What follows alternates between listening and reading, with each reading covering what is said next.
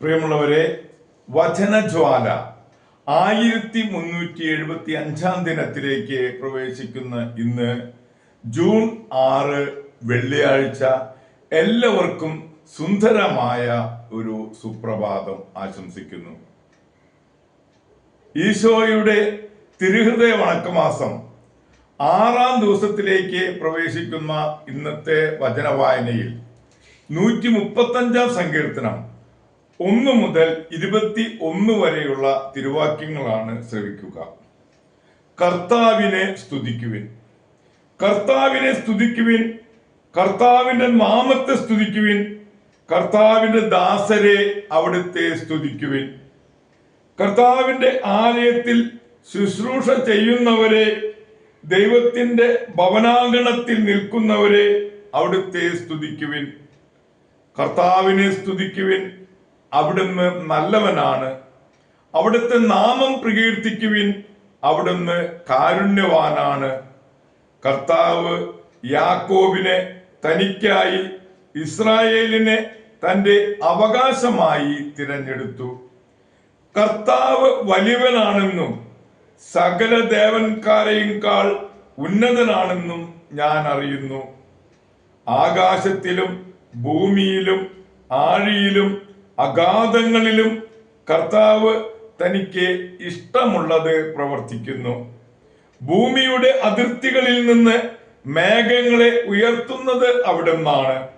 മഴയ്ക്കായി ഇടിമിന്നലുകളെ അയക്കുന്നതും കലവറ തുറന്ന് കാറ്റിനെ പുറത്തു വിടുന്നതും അവിടുന്നാണ്.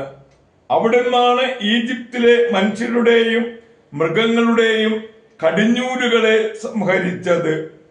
അവിടുന്ന് ഈജിപ്തിന്റെ മധ്യത്തിൽ ഫറവോയ്ക്കും അവന്റെ ഭൃത്യർക്കും എതിരായി അടയാളങ്ങളും അത്ഭുതങ്ങളും അയച്ചു. അവിടുന്ന് അനേകം ജനതകളെ തകർക്കുകയും ശക്തരായ രാജാക്കന്മാരെ വധിക്കുകയും ചെയ്തു.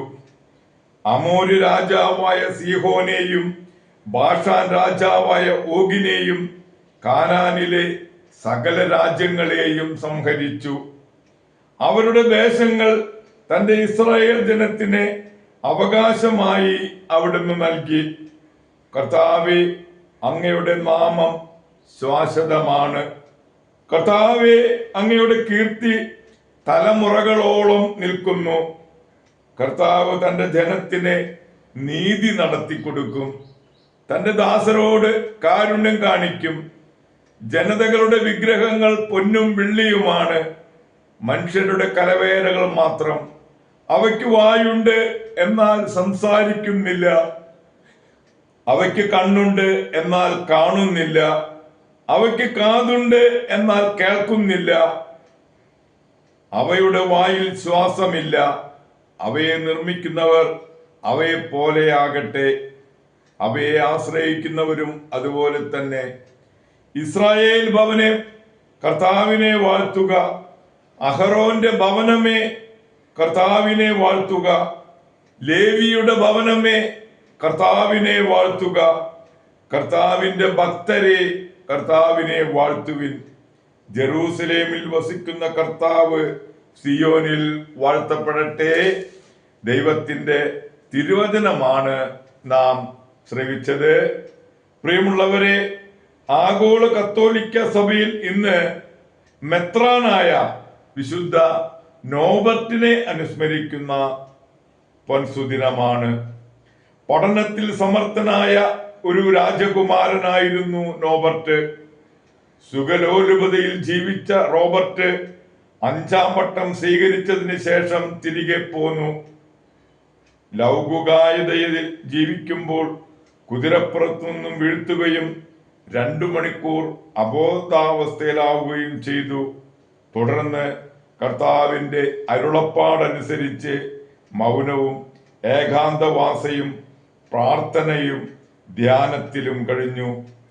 ഒരു ധ്യാനത്തിന് ശേഷം 1 കൊല്ലം കൂടി കഴിഞ്ഞ് പുരോഹിത പട്ടം സ്വീകരിച്ചു. 40 ദിവസത്തെ ധ്യാനം കൂടി കഴിഞ്ഞാണ് പ്രഥമ ദിവ്യബലി അർപ്പിച്ചത്.